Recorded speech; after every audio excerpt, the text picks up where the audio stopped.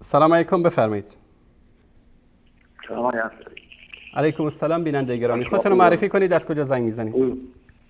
من از اهواز. آقای افسری خوبی شما؟ آقا کریم برادر بزرگوار از اهواز، بفرمایید. شما بزرگوارید برادر عزیز، استاد گرامی. اول سلام میکنم خدمت شما تمامی دستندرکاران شبکه استاد حق. علیکم السلام و رحمت الله. برادر افسری من یه چیزی میخواستم بگم. بفرمایید. در مورد این اول میگم که سیدنا و حبیبنا رسول الله قال صلی الله علیه و سلم لعن الله من لعن اصحابی. این میخواستم به تمام شیعیان بگم که هر کس اصحاب پیغمبر صلی الله علیه و سلم لعنت کنه، خداوند لعنتش کرد. آمین آمین آمین. بعد در مورد این راهپیمایی که به سمت کربلا میرن برادران شیعه، کسایی که میبینیم مبلغن، اینا رشوه‌گیر وزارت اطلاعات هست، کسایی هستن که از طرف مساجد جمع میشن و برنامهشون این که همچین چیز رو تو کشور عراق تبلیغ بکنن. درست. ما خودم قبلا شیعه بودم، بعد نگاه میکردم، نه دیدم پدرم لعنت میکرد، نه برادری، نه خواهری، نه دایی، نه عمه‌ای، اصلا معتقد به لعنت نبودن.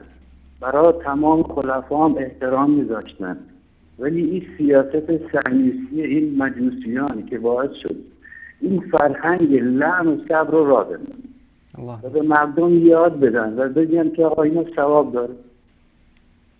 اگه شما تو مذهب نمیدونم گاو پرستا، موش پرستای هندی برید سوال بکنید، آیا شما در مذهبتون لعن میکنید، به کسی دشنام میدید، نمیدونم فرهنگ کراهت و فرهنگ نمیدونم نفاق را راه میندازید بکنید خیر.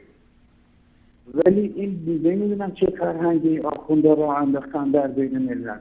حتی امروزه در خود کشور ایران مردم دیگه به همدیگه اعتماد نمیکنن، از سایه همدیگه میترسن، چیزی که باعث میشه مردم دیگه اتحاد نداشته باشن، از هم دور بشن و اینا بتونن با فرهنگی که راه انداختن بر مردم حکومت بکنن.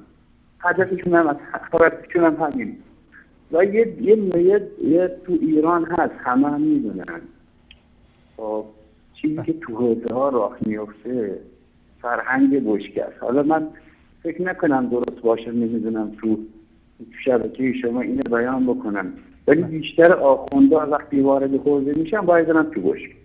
ببخشید من این حرف میزنم، ولی تمام ایرانیان اینو میدونن که اینا چیکار میکنن. همونطور که خود اللهیاری گفته وقتی اون بزرگوار یعنی فامیلشون آقای تهرانی گفته رهبر ما خودش لواط داده، حساب کنید بقیه آخونده چیکار میخواد بکنه. اینا که باعث شده کسی که اسلام رو براشون بخوره، کسی که اونا رو از فرهنگ نمیدونم خواهر برادر ازدواج کردن در دوره ساسانیان نمیدونم ترسیدن آتش نجاتشون بده، از اون فقری که توش بودن نجاتشون الان مورد لعنشون بشه. بله. خب چرا این کارو میکنید؟ کسی که شما رو باعث شد ایرانیان بعد از اسلام مظهر فرهنگ بشن. تمام شاعرایی که نگاه بکنید از مولوی، عطار، خیام، نشابوری، حتی فردوسی، حافظ، سعدی، اینا همه مسلمان اهل سنت بودن. اینا بعد از اسلام تو ایران رشد پیدا کردن. یه نگاهی به قبلش بکنید، آیا ایرانیان قبل از اسلام چه فرهنگی داشتن؟ بعد بیاییم به خودمون ببالیم که بله ما ایرانی هستیم. من میخوام بگم آقای قزوینی تو کتاب فارسی میگن این وقت آدم خیلی وقتی کتاب فارسی نمیدونم، ولی شنیدن میگن چوبخانه دروغگو شده چوبخانه راستگو. ولی آقای قزوینی دست بردار نیست تا قیام قیامت. فرهنگی که اینا را میندازن فرهنگ پوله، فرهنگ قدرت.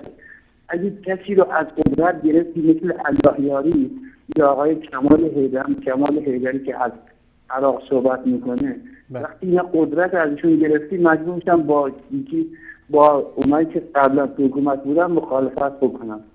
باعث میشه حرفایی بزنه که تو کلیپ‌های قبلی هست، میگه تمام راویان شیعه از ساق پای بزرگان یهود و مجوسیت سرچشمه گرفته، حتی تفسیر قومی اعترافات خودشونه. من میخوام به این شیعیان بگم، به خصوص برادران عرب خودم، یا عرب یا اهل الاسلام، والله افطنوا على انفسكم، شوفوا قاعدين شو تسوون برواحكم، الملاعب شو يسوون بيكم، يلعبون بخلقتكم، قاعدين يلعبون، شو محوشين من وراهم. نگاه میکنید تو خود خوزستان زنای عرب، بچه های عرب، خب من یه به چیزی خودم میدونم، تمام عربا هم اینو دارن میبینن، تو زباله ها دنبال میبینن، تیکه های آهنن، دنبال قوطی پلاستیکن، بعد میان نگاه کن دنبال چی میگردن. آیا این فقر نیست؟ آیا این مبارزه با عرب نیست؟ اگه دنبال شیعه میگردی تو لبنان و عراق، شیعیان اهواز واجب ترن، ارجح‌ترن.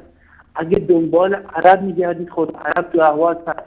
وقتی شما با دشمن، با زبان حضرت علی دشمنید که زبان عربیه، با زبانی که خداوند به وسیله اون با پیغمبرش صلی الله علیه و سلم صحبت کرده مخالفت میکنید، وقتی با لباس عرب، اونقدر از این لباس عرب بدتون میاد که خدا میتونه تا قیامت دیگه من بد دنیا. چجوری ادعای اهل بیت میکنید؟ این راست زیاد. ببخشید که وقتتون میگیره. خواهش میکنم.